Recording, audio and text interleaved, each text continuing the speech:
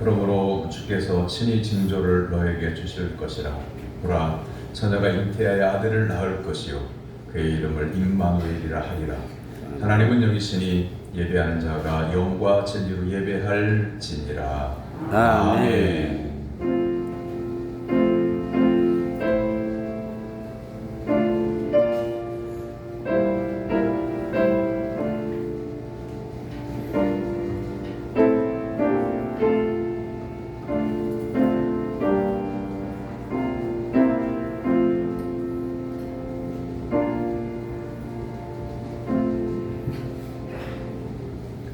사랑의 하나님 아버지, 이 땅에 구원자로 오시는 우리 구주 예수님의 강림을 기다리며 저희들이 대림절 마지막 주일 예배를 드립니다. 성탄절이 다가올수록 하나님을 향한 우리의 믿음과 소망과 사랑이 더욱 깊어지게 하옵소서. 은혜를 사모하며 주님만을 바라보고 있는 저희들을 기억하시고 오늘 또 예비하신 말씀과 은혜로 충만하게 채워 주옵소서. 삼일째 하나님께만 온전히 찬송과 영광을 올려드리오며 죄인을 구원하시기 위하여 이 땅에 오시는 예수님의 이름으로 기원하옵나이다. 아멘. 다 같이 일어나서 찬양의 찬송 35장 찬송합니다.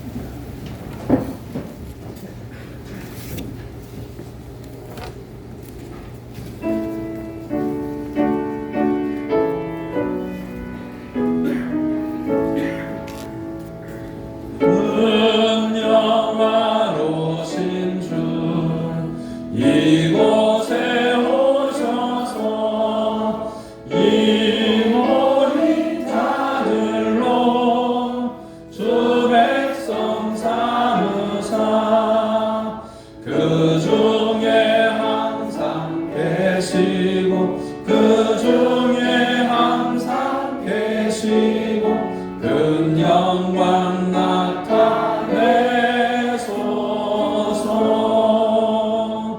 이 백성 기도와 노래를 드리니 양내와 같으니 곧 받으옵소서. 주 예수 드신 복음을 주 예수 드신 복음을 만백성 듣게 하소서. 또 우리 자손들 다 주를 기리고 저 성전 돌같이 길하게 하소서. 주 구원하신 능력을 주 구원하신 능력을 늘 끝날까지 주소서. 주 믿는 만민이 참 진리 지키며 옛 성도들 같이 주 찬송하다가 저 천국 보좌 앞에서 저 천국 보좌 앞에서 늘 찬송하게 하소서.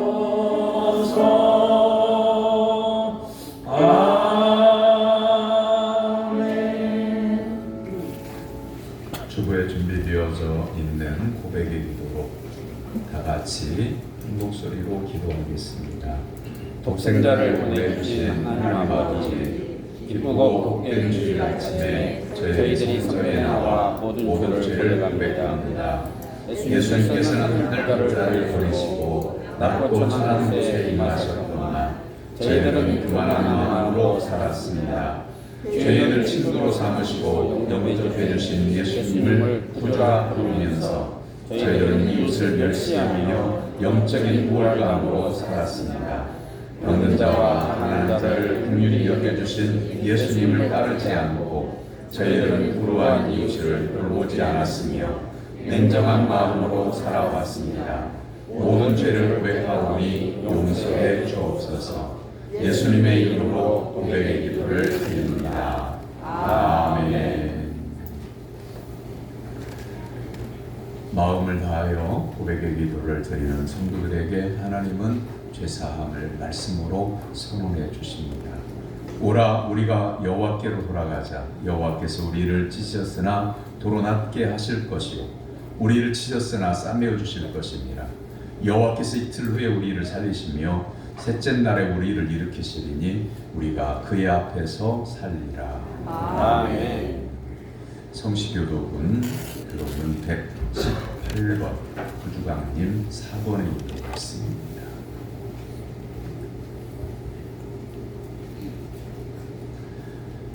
나는 시온의 의가 빛같이 예루살렘의 구원이 햇불같이 나타나도록 시온을 위하여 잠잠하지 아니하며 예루살렘을 위하여 쉬지 아니하시리니 이방 나라들이 내 공의를 무당이 다 내 영광을 볼 것이요 나는 여호와의 입으로 정하실 새 이름으로 일컬음이 될 것이며 너는 또 여호와의 손에 아름다운 관, 네 하나님의 손에 왕관이 될 것이라. 원하건대 주는 하늘을 열고 공임하시고 그 앞에서 산들이 진동하기를 불이 섭을 사르며 불이 물을 끓임 같게 하사 주의 원수들이 주의 이름을 알게 하시며 이방 나라들로 주 앞에서 떨게 하옵소서. 주께서 강림하사 우리가 생각하지 못한 두려운 일을 행하시는 그때에 산들이 주 앞에 진동하셨사오니 주 위에는 자기를 앙망하는 자를 위하여 이런 일을 행한 신을 옛부터 들은 자도 없고 귀로 들은 자도 없고 눈으로 본 자도 없었나이다. 아멘. 사도신경으로 신앙을 고백합니다. 나는 전능하신 아버지 하나님 천지의 창조주를 믿습니다. 나는 그의 유일하신 아들 우리 주 예수 그리스도를 믿습니다. 그는 성령으로 잉태되어 동정녀 마리아에게서 나시고 본디오 빌라도에게 고난을 받아 십자가에 못 박혀 죽으시고 장사한 지 사흘 만에 죽은 자 가운데서 다시 살아나셨으며 하늘에 오르시어 전능하신 아버지 하나님 우편에 앉아 계시다가 거기로부터 살아있는 자와 죽은 자를 심판하러 오십니다. 나는 성령을 믿으며 거룩한 공교회와 성도의 교제와 죄를 용서하는 것과 몸의 부활과 영생을 믿습니다. 아멘. 자리에 앉아서 205장 찬송한 후에 다 같이 읽을 때에 이현우 교수님 기도합니다.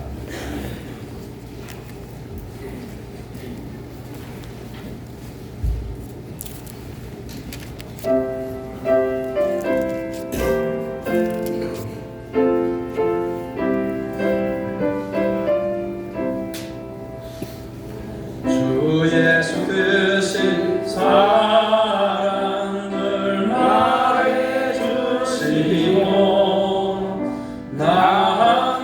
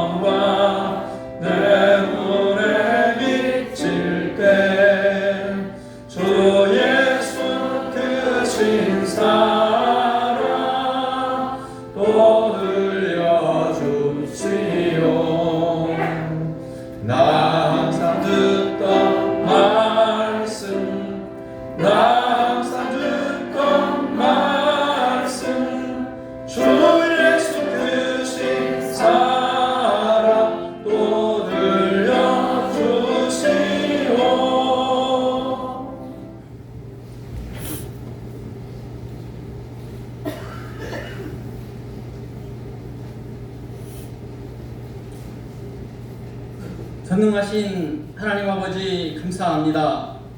오늘 또 새로운 날을 주시고 전님과 동행하는 거룩하고 복된 주일, 우리 신광교회 권속들이 기쁘고 즐거운 마음으로 마음과 뜻과 정성을 다하여 하나님께 예배를 드립니다. 죄인 우리를 구원하시려고 아픔과 고통을 모두 짊어지시고 우리에게 참 평안을 주시기 위해 하나님의 아들이신 예수 그리스도께서 말씀이 육신이 되어 이 땅에 오심을 고대하는 대림절 마지막 주일 기뻐하고 경배합니다. 하나님 영광을 받으시옵소서. 예수님의 오심을 준비하고 기다린 시간, 믿음을 공유하며 사랑하고 같은 마음으로 예수님의 탄생을 환영하며 영원한 하늘의 복에 소망을 가지게 하심 감사합니다. 우리의 자고 일어나는 모든 일상 가운데 동행하여 주시고 하나님을 영화롭게 하고 교회를 위하고 선물로 주신 가정과 같이 하는 이웃을 위해 영의 양식과 육의 일용할 양식을 얻게 하시는 하나님의 은혜에 감사를 드립니다. 우리 속에 구원의 감격, 예배의 감격이 회복되고 날마다 성령 충만함으로 살아가게 하옵소서. 자비로우신 하나님, 우리를 긍휼히 여겨 주시옵소서. 마음의 악한 생각들과 입술로 지었던 죄된 말들, 하나님의 말씀의 기준을 벗어난 우리의 모든 행동을 고백합니다. 용서하여 주시옵소서. 우리의 죄된 옛사람을 십자가에 못 박게 하시고 예수님과 연합된 새 사람으로 거듭나 살아가기를 기도합니다. 아멘. 육신의 질병과 마음의 아픔으로 고통 중에 있는 이들을 주님께서 만나주시고 위로하고 격려하여 주시고 치유의 은혜로 임하여 주시기를 기도합니다. 아멘. 이 시간 말씀을 전하시는 목사님, 우리의 영적 지도자로서의 사명을 감당하는데 성령 충만함으로 교회 공동체와 지역사회에 선한 영향력을 미치고 우리에게 하나님의 말씀을 잘 가르치고 우리는 말씀 배워 세상에 나가 살 때 하나님의 음성에 귀 기울이며 하나님의 은혜와 능력을 경험하고 누리며 사는 우리 되길 기도합니다. 아멘. 우리가 가는 곳마다 좋은 만남을 예비하시고 생각과 말과 행함이 예수님의 사랑을 표현하며 우리를 주에서 구원하시기 위해 오신 예수님을 전하는 우리 되게 하옵소서. 평화의 왕으로 오신 예수님을 찬양하는 찬양대의 찬양을 기쁘게 받으시옵소서. 아멘. 우리를 주에서 구원하시기 위해 하늘 영광 버리시고 낮은 천한 이곳에 오시는 예수님의 이름으로 기도합니다. 아멘.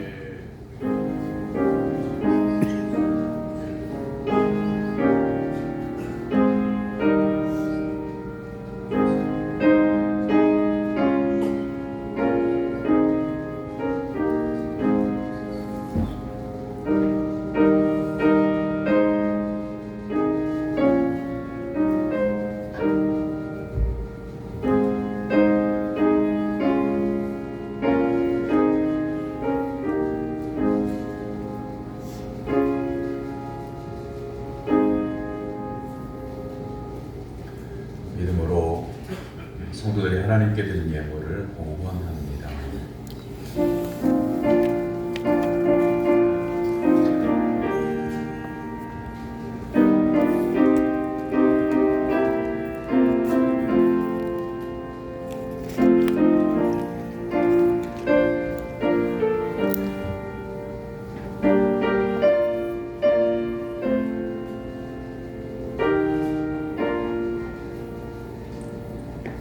가난한 자를 부하게, 병든 자를 건강하게 고치시는 하나님 아버지, 오늘도 가난한 마음으로 하나님 앞에 나오게 하심을 감사드립니다. 지난 한 주간에도 저희를 지켜주심을 감사함으로 하나님 아버지의 전에 나왔습니다. 은혜로우신 하나님께 경배와 찬송을 올려드립니다. 가진 것이 없고 빈 마음이어도 하나님께 드림이 행복합니다. 저희는 가난하지만 마음과 정성을 온전히 드리고자 하오니 받아 주시옵소서. 아멘. 소득의 10의 1조를 드립니다. 또한 감사의 이물을 구별하여 드립니다. 이 땅에 하나님께서 주시는 영원한 생명의 복을 허락하신 성탄절을 감사하여 또한 생명 주심을 감사하여 생일감사헌금을 구별하여 드립니다. 아버지 하나님 앞에 작정하고 주정헌금과 선교헌금과 건축헌금을 구별하여 드립니다. 기도의 제목을 하나님 앞에 올려드리며 일천번제를 드립니다. 아버지 하나님께서 마음의 은혜를 베풀어 주셔서 항상 신령한 은혜를 사모하며 사는 성도들 되게 하여 주옵소서. 아멘. 성리를 구별하여 성전의 음식으로 드립니다. 아버지 하나님께서 그 가정에 마르지 않는 복을 허락하여 주옵소서. 아멘. 세상에 지치고 피곤한 몸과 마음을 십자가 앞에 내려놓습니다. 오해와 갈등으로 깨어진 마음을 주님 앞에 내려놓습니다. 불치의 병으로 희망이 끊어진 육체를 주님께 맡깁니다. 화목과 조화가 어긋난 가정을 주님 앞에 내려놓습니다. 치유하고 고치시는 임마누엘에 대해 하나님께서 성령의 불을 내려주셔서 저희의 잘못된 것을 치유하사 회복의 은혜가 임하게 하여 주시옵소서. 아멘. 하나님을 경외하는 성도들에게 주님의 공의로운 해가 떠올라서 치료한 광선을 비추어 주심으로 회복되어지는 거룩한 주일 되게 하옵소서. 아멘. 예수님의 이름으로 기도하옵나이다. 아멘. 하나님께서 오늘 우리에게 주신 말씀은 누가복음 1장 39절에서 45절까지입니다.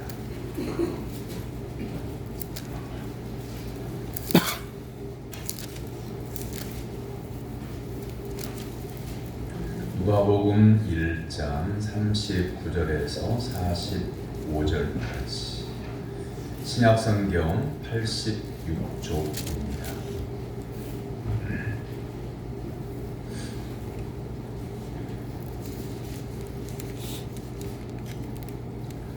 누가복음 1장 39절에서 45절까지의 살아계신 하나님의 말씀을 교독하되 45절은 같이 받도록 읽겠습니다. 이때 마리아가 일어나 빨리 산골로 가서 유대 한 동네에 이르러 사가랴의 집에 들어가 엘리사벳에게 문안하니 엘리사벳이 마리아가 문안함을 들으매 아이가 복중에서 뛰노는지라 엘리사벳이 성령의 충만함을 받아 큰 소리로 불러 이르되 여자 중에 내가 복이 있으며 내 태중의 아이도 복이 있도다. 내 주의 어머니가 내게 나아오니 이 어찌된 일인가. 보라, 내 문안하는 소리가 내 귀에 들릴 때에 아이가 내 복중에서 기쁨으로 뛰놀았도다. 주께서 하신 말씀이 반드시 이루어지리라고 믿는 그 여자에게 복이 있도다. 아멘. 이는 살아계신 하나님의 말씀입니다. 아멘. 찬양대가 찬양으로 하나님께 영광을 올려드립니다.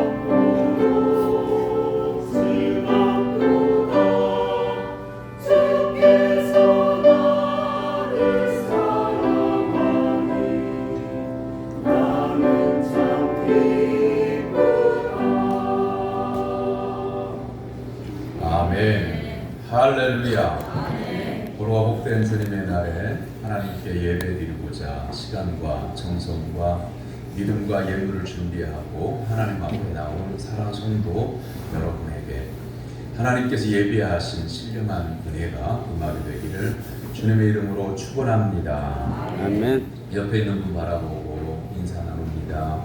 반갑습니다. 반갑습니다. 말씀의 은혜 받읍시다. 말씀의 은혜 받읍시다. 주 안에서 사랑하고 존경합니다. 주 안에서 사랑하고 존경합니다. 사람은 외로운 존재입니다. 그래서 한자의 사람 인자는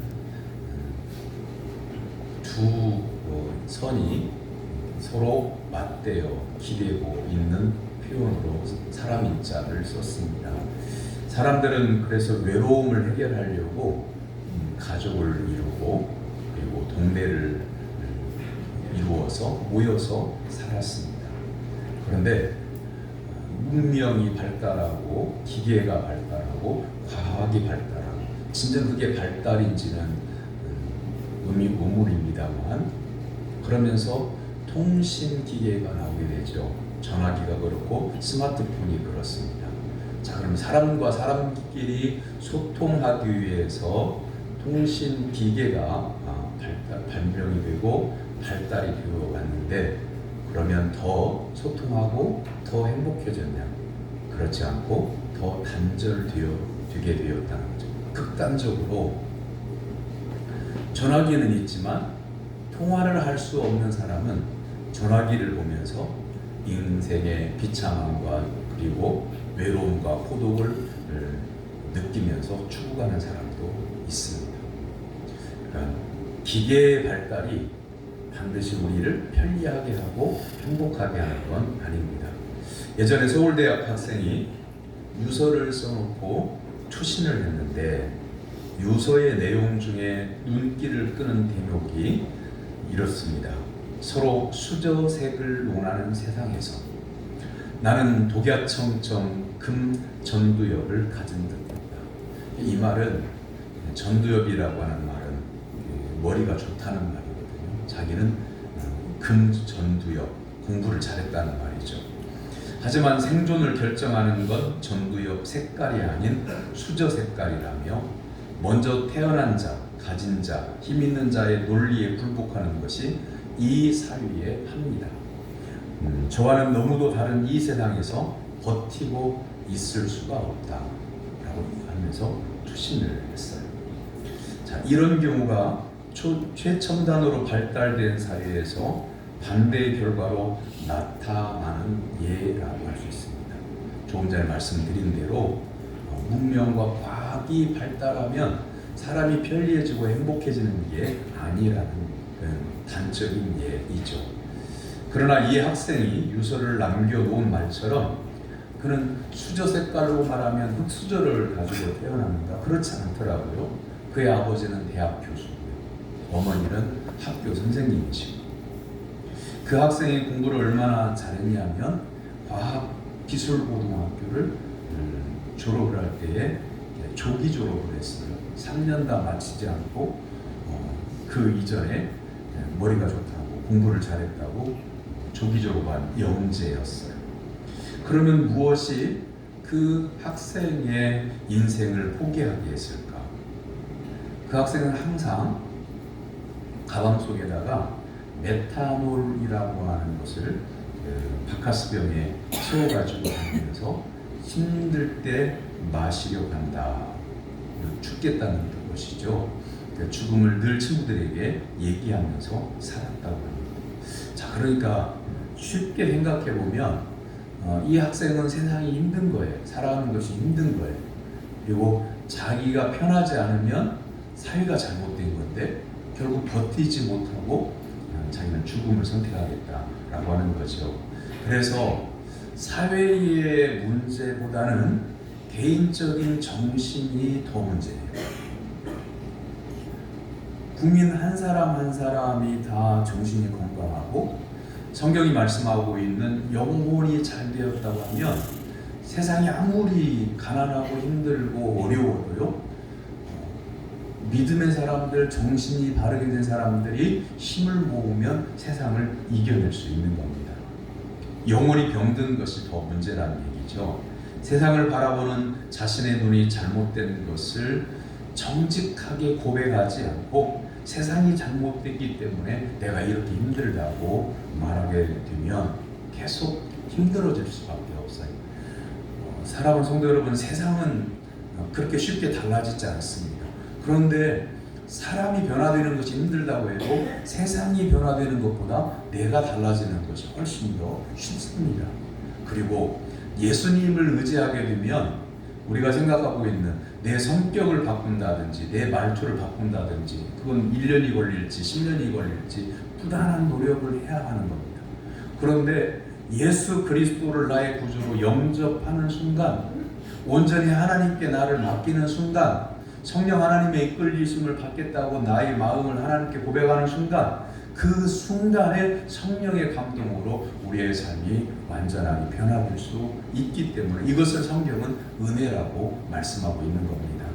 사랑하는 성도 여러분, 예수 그리스도를 온전히 믿음으로 말미암아 오늘 이 시간에 성령의 감화와 감동을 받고 말씀을 들을 때에 은혜를 받고 감동되어져서 여러분의 마음속에 있는 어두움들이 다 사라지게 되기를 주님의 이름으로 축원합니다. 아멘. 세상이 힘들면 사람들은 다 어렵게 살까요? 비정상적으로 살까요? 세상이 어렵고 힘들다고 해서 사람들이 모두 다 한 사람도 빠짐없이 비정상적으로 살아갈까요? 그렇지 않더라고요. 오늘 본문 가운데 나오는 마리아를 한번 봅니다. 하나님의 인도하심에 주저앉고 순종하여 따르는 마리아의 모습을 보게 돼요. 본문에 나오는 마리아는 하나님께서 보내주신 가브리엘 천사로부터 인류의 구원자 예수님을 낳게 된다고 하는 청천벽력 같은 말을 듣게 됩니다. 결혼하지 않았어요. 아직 남자를 알지 못해요. 그런데 인류를 구원할 예수님을 잉태할 것이라고 고지를 받게 돼요. 마리아는 인류 구원의 큰 비밀을 간직한 사람이 되었다고 하는 것을 의미하는데, 그런데 처녀가 아이를 베고 아이를 낳으면 어떻게 될까요? 이 기록이 되어졌던 2000년 전에 이스라엘은 우리나라 옛날보다 더 폐쇄적이었어요.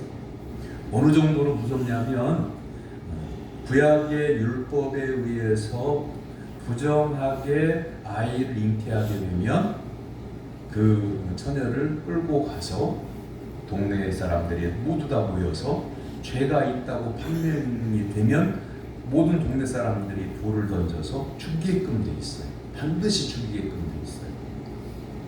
자, 그리고 오늘날에도 우리 한국 사회에도 처녀가 아이를 낳는다고 하면 동네방네 우리 딸 아이 낳았다고 이렇게 자랑할 수 없어요. 그죠? 쉬쉬하게 되죠. 누군가 물어봐도 그냥 넘어가려고 하죠. 그런데 2000년 전에 율법으로 말미암아 죽을 수도 있는 그런 상황 가운데에 처하게 되었다고 했을 때 마리아는 하나님의 일을 이루기 위함이라고 하는 천사 가브리엘의 전하는 말씀을 듣고 그대로 받아들여서 저는 주님의 종이오니 그대로 되기를 원합니다 라고 이렇게 받아들이게 됩니다.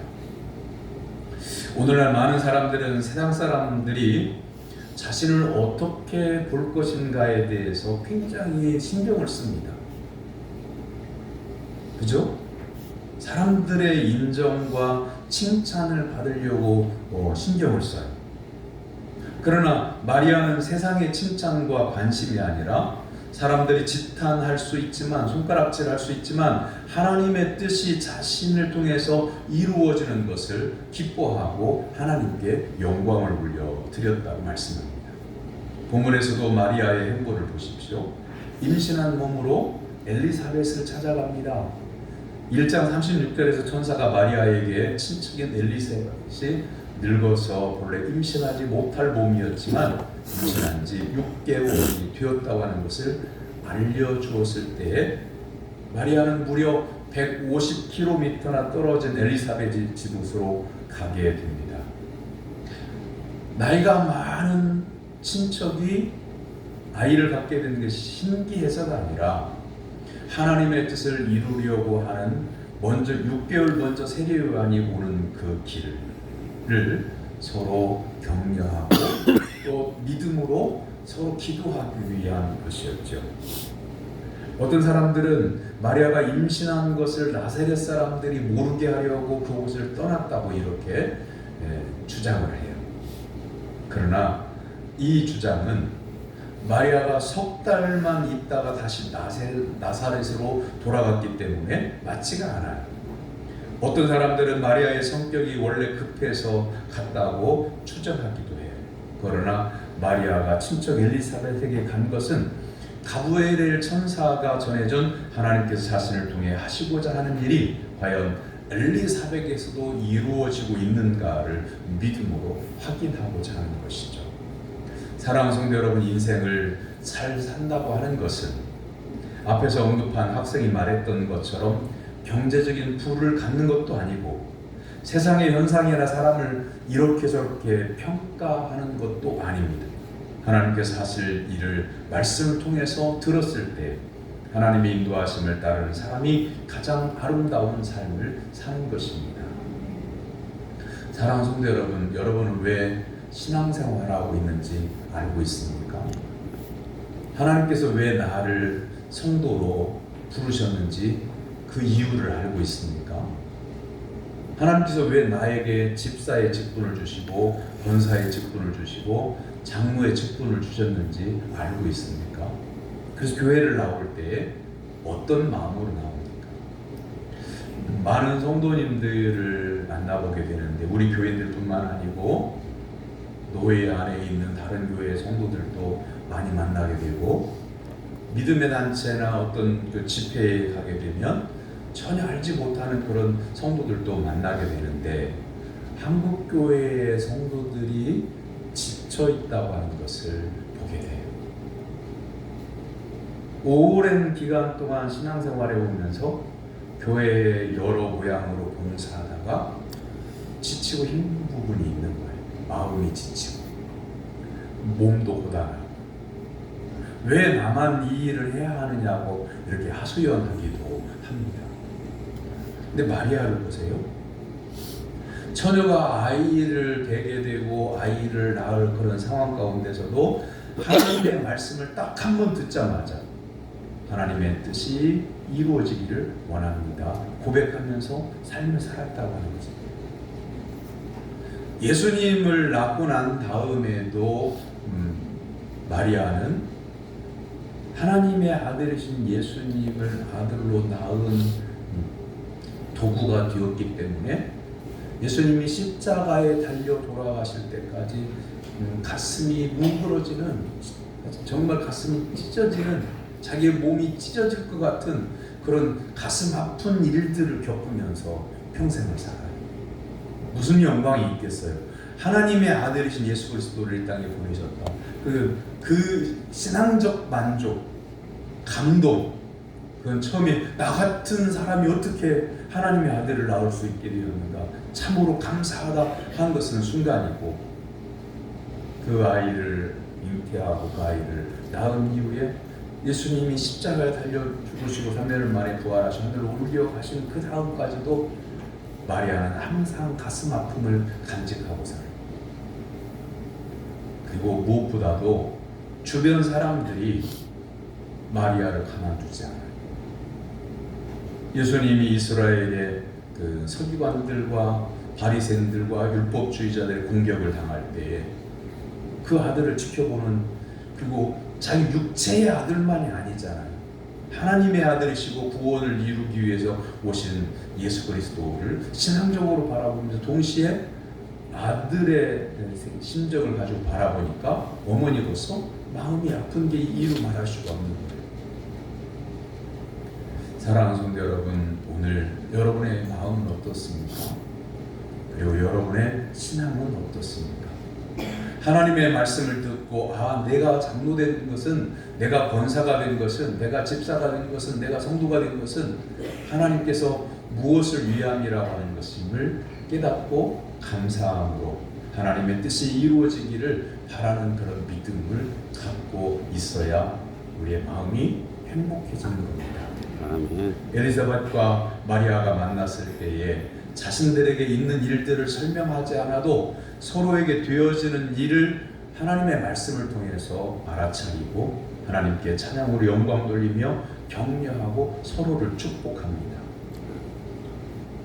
이 말씀의 교훈은 하나님을 대하는 믿음이 진심이면 하나님의 사람, 하나님의 일꾼들을 대하는 모습도 진심 어린 신앙적 태도로 나타나게 된다고 합니다. 정말 하나님을 믿습니까? 그러면 하나님의 사람들을 존중하게 되어 있습니다. 사랑하는 성도 여러분, 이웃을 사랑하는 것도 그것도 우리가 기독교인이기 때문에 사랑하는 것이라기보다는 하나님의 사랑을 받았기 때문에 그 사랑을 내가 전해드리는 거죠. 겨울입니다만 부지런한 농부는 이제 봄에 농사 지을 것을 머릿속에서 다 구상하고 있어요. 1월이 되면 뭘 해야지, 2월 달에는 뭘 해야지, 3월이 되기 전에 3월이 봄이잖아요. 농사를 본격적으로 시작하기 전에 1월 달에 해야 될 일, 2월 달에 해야 될 일 계획해 놓고 이제 성탄절 연말 지내면 1월 달부터 일을 할 거예요. 우리의 마음속에 삶을 농사라고 비유해 보면 오늘 내가 믿음을 심으면 우리의 인생의 봄에 새싹이 나고 여름에 잎이 무성하고 꽃을 피우고 가을에 열매를 맺히게 되는 것처럼 우리의 삶 가운데 내가 오늘 믿음의 씨앗을 심으면 믿음의 열매를 맺히면서 살게 되는 거죠.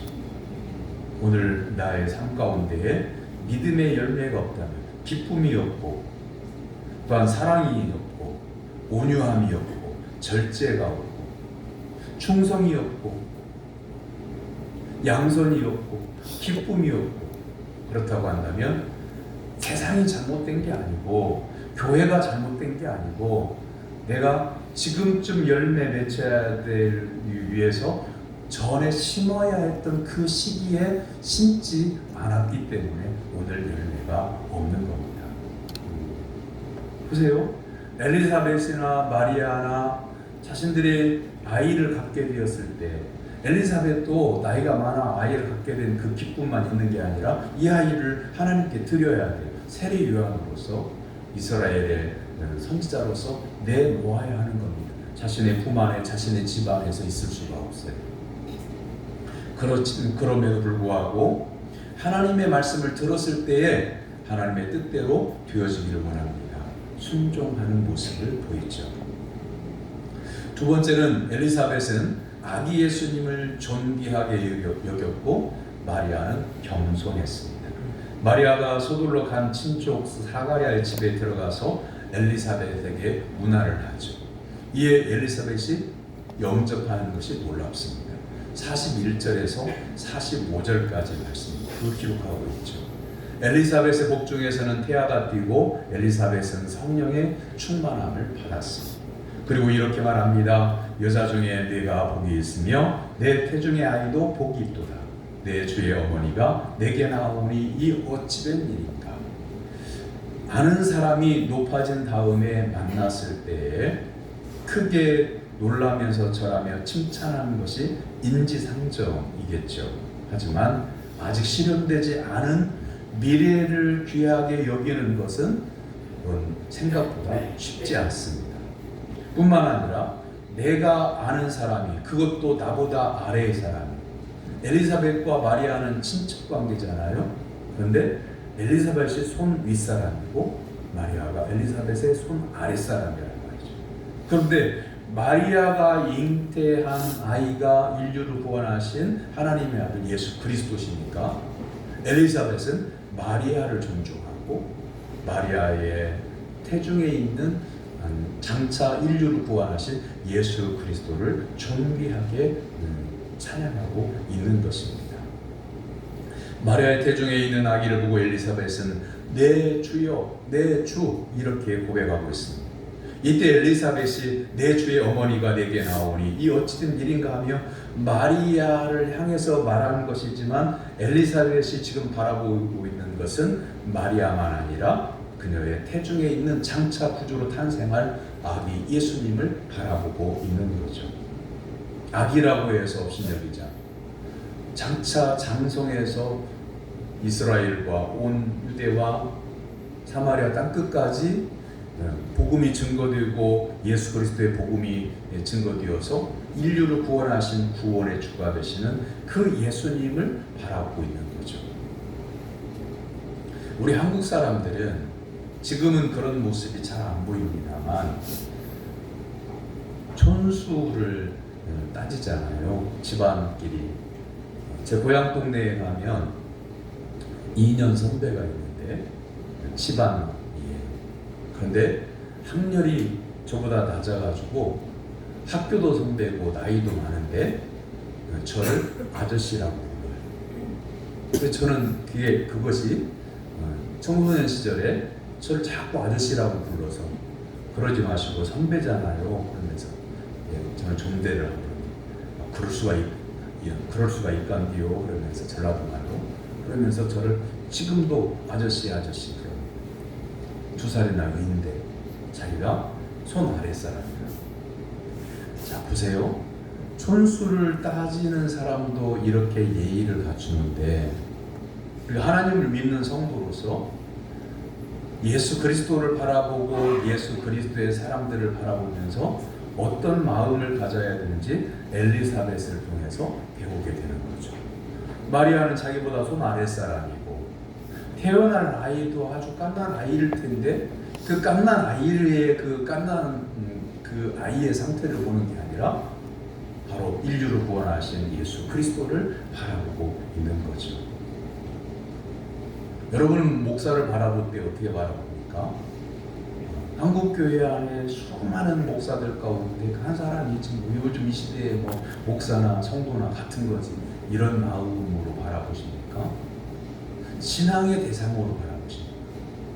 하나님을 경외하는 성도로서 예수 그리스도를 믿는 성도로서 나에게 예수 그리스도의 이름의 권세로 하나님의 말씀을 가르치고 전해주는 나의 목사로서 바라보고 있는지를 묻고 있는 거죠. 그럼 누가 높아질까요? 마리아는요 엘리사벳 앞에서 그런다고 해서 자기가 잉태하고 있는 예수 그리스도를 높이고 있다고 해서 마리아가 자신이 높아지지 않습니다. 자기를 낮추죠. 본문 말씀을 깊이 들어가 보면 마리아가 엘리사벳의 무난한 것을 듣고 엘리사벳이 복중에 있는 아이가 뛰놀았다고 말씀하죠. 그 아이도 역시 앞으로 온 인류의 구원을 위해 오시는 예수님을 알아차렸다고 하는 것을 말하고 있는 거죠. 겉으로 보기에는 그 현장에는 지금 엘리사벳과 마리아만 있어요. 태중에 있는 아이는 뱃속에 있어요. 그러나 마리아와 엘리사벳이 주고받는 대화는 지금 그냥 엘리사벳만 바라보고 마리아만 바라보는 이야기를 하고 있는 게 아니라 엘리사벳의 태중에 있는 세례 요한을 바라보고 또한 엘리사벳은 마리아의 태중에 있는 예수 그리스도를 바라보는 신앙의 모습으로 바라보고 있다고 하는 거죠. 그래서 누가복음 1장 38절에서 주의 여종 유언이 말씀대로 내게 이루어지이다 라고 이렇게 자신을 그대로 드리고 있는 겸손한 고백을 하게 되죠. 엘리사벳은 자신도 하나님의 기적을 힘입어 임신을 했기 때문에 아이를 갖지 못했던 여인이 아이를 가지면 어떨까요? 여러분 가문 중에 아는 사람들 가운데 오랜 기간 동안 아이를 갖지 못한 아이를 갖게 되었을 때 어떻게 기뻐했는지를 아실 거예요. 하지만 구주로 오실 예수님을 잉태하고 있는 마리아에게 순전한 마음으로 축복하는 것이 더 중요했던 거죠. 엘리사벳에게. 그리고 마리아도 역시 마찬가지예요. 그냥 나이가 들어서 엘리사벳이 그 노년 나이가 많아서 아이를 갖게 된 것에 대해서 그 일 자체를 축복하기보다는 장차 되어질 일에 관하여서 하나님의 뜻대로 되어지기를 원합니다 라고 이렇게 고백하고 있는 신앙의 모습을 보이죠. 예수님을 믿는 성도가 자신을 낮추면 예수님이 탄생하신 이 성탄절에도 생각해 봐야 되는 게 예수님이 하늘 보좌를 버리시고 이 땅에 낮아지셨다고 하는 건 아닌 거잖아요. 계실 곳이 없어서 말 부위에 누임을 받았다고 하는 것은 이 세상에 가장 냄새나고 추한 곳에 예수님이 낮아지셨어요. 그 낮아지심을 통해서 온 인류를 죄악에서 구원해 주시는 구주가 되심을 나타나고 있는 거죠. 교회에서 예수님을 믿는 성도들은 출세하기 위해서 신앙생활하는 게 아니잖아요. 높아지기 위해서 교회를 다니는 게 아니잖아요. 다른 사람보다 내가 더 존대함을 받고 존귀함을 받기 위해서 교회를 다니는 게 아니잖아요. 낮아진 예수님처럼 우리 자신을 낮추고 다른 사람들을 존중하게 될 때 하나님께서 우리의 삶 가운데 함께 하시고 예수 그리스도를 하나님께서 우편으로 올리셨던 것처럼 우리도 신앙의 경주를 마치고 나면 하늘에 계신 하나님께서 우리를 높이 존귀하게 올려주시게 됩니다. 그러므로 사랑하는 성도 여러분이요, 신앙생활을 오래 했다고 할지라도 직분을 받았다고 할지라도 성령의 인침을 받아서 속사람이 온전하게 변화되어 낮아져 사람을 사랑하고 하나님을 영화롭게 하는 성도가 되기를 주님의 이름으로 축원합니다. 아멘. 오시는 예수님을 맞이하는 성도는 첫째는 성령님의 인도하심을 따르는 믿음을 가져야 합니다.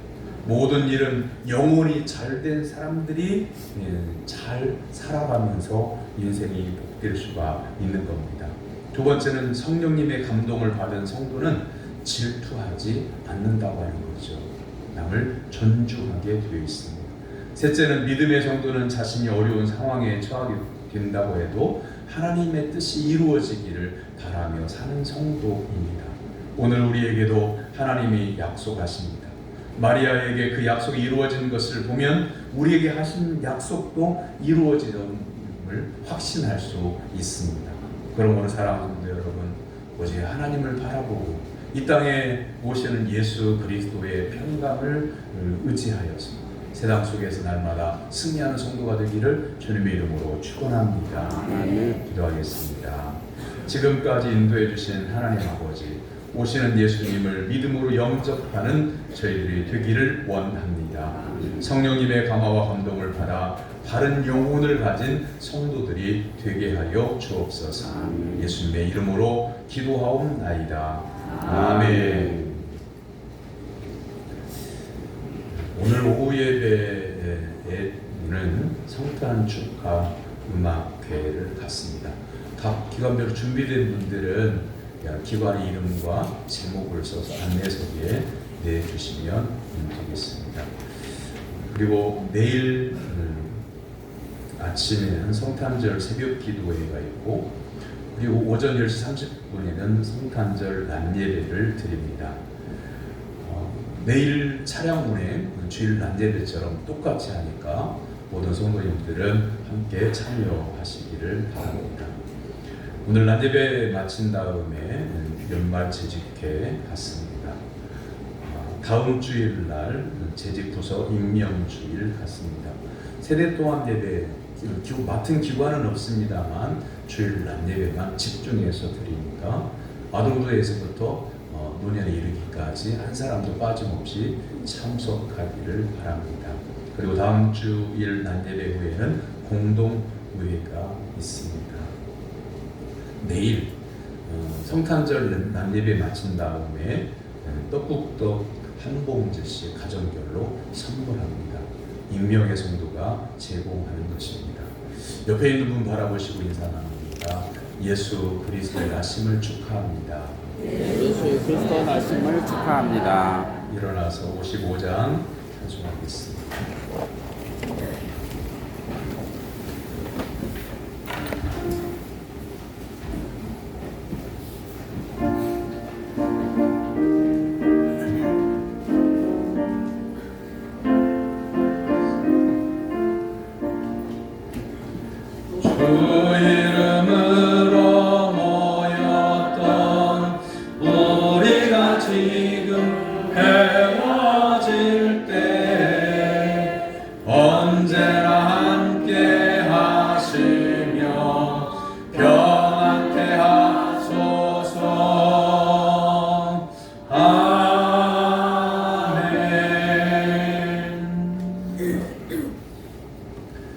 하나님의 사랑과 은혜로 구원받은 사랑하는 성도 여러분, 삶의 현장으로 나아가 복음으로 살 것을 주님의 이름으로 위탁합니다.